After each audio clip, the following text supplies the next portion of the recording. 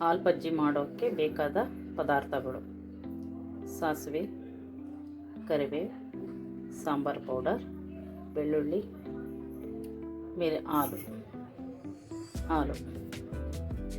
ಬೆಳ್ಳುಳ್ಳಿ ಬಜ್ಜಿ ಮಾಡೋ ವಿಧಾನದಲ್ಲೇ ಒಂದು ಆ್ಯಡ್ ಮಾಡಬೇಕಾಗಿರೋದು ಹಾಲು.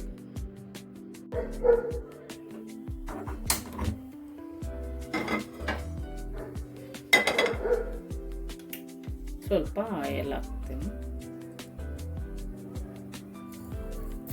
ಸಾಸಿವೆ, ಕರಿಬೇವು, ಬೆಳ್ಳುಳ್ಳಿ,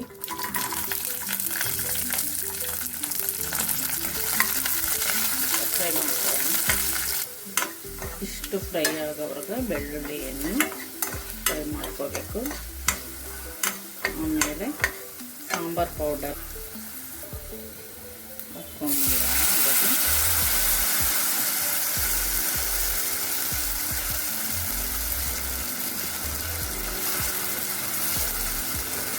ಸ್ವಲ್ಪ ನೀರು ಹಾಕ್ಕೊಂಡು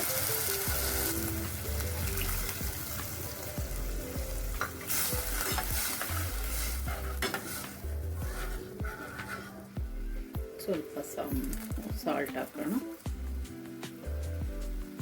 ಉಪ್ಪು ಹಾಕಾದ್ಮೇಲೆ ತಿರುಗಿಸಿ 2 ನಿಮಿಷ ಬೇಯಕ್ಕೆ ಬಿಡೋಣ. ಬೆಳ್ಳುಳ್ಳಿ ಬಜ್ಜಿ ಸಾಂಬಾರು ರೆಡಿ. ಕ್ವಿಕ್ಕಾಗಿ 5 ನಿಮಿಷದಲ್ಲಿ ರೆಡಿ ಆಗುತ್ತೆ. ಅನ್ನ, ಮುದ್ದೆ, ಸಾಂಬಾರು ಎಲ್ಲದಕ್ಕೂ ಆಗುತ್ತೆ. ಇವಾಗ ಹಾಲನ್ನು ಸೇರಿಸ್ತಾ ಇದ್ದೀನಿ ಹಾಲು ಬಜ್ಜಿಗೆ.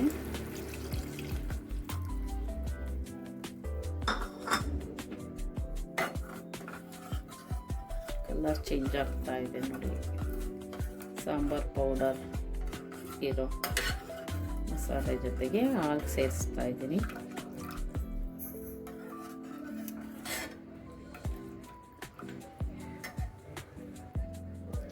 ಹಾಲು ಬಜ್ಜಿ ಸಾಂಬಾರು ರೆಡಿ. ಇದು ಕೂಡ 5 ನಿಮಿಷದಲ್ಲಿ ಕ್ವಿಕ್ಕಾಗಿ ರೆಡಿ ಆಗುತ್ತೆ. ಬಾಣ್ತೀರಿಗೆ ಎಲ್ರಿಗೂ ಒಳ್ಳೆಯದು ಸಾಂಬಾರು ಇದು ಚಳಿಗಾಲದಲ್ಲಿ. ಇದೊಂದು ವಿಶೇಷವಾದದ್ದು ಸಾಂಬಾರು.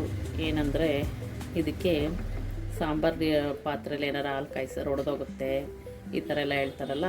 ಇದರಲ್ಲಿ ಇವಾಗ ಸಾಂಬಾರಿಗೆ ಉಪ್ಪು ಎಲ್ಲ ಹಾಕಿರೋದಕ್ಕೆ ಹಾಲು ಹಾಕಿದ್ರು ಕೂಡ ಸಾಂಬಾರಲ್ಲಿ ಹಾಲಿಂದು ಏನೂ ಒಡೆದೋಗಲ್ಲ.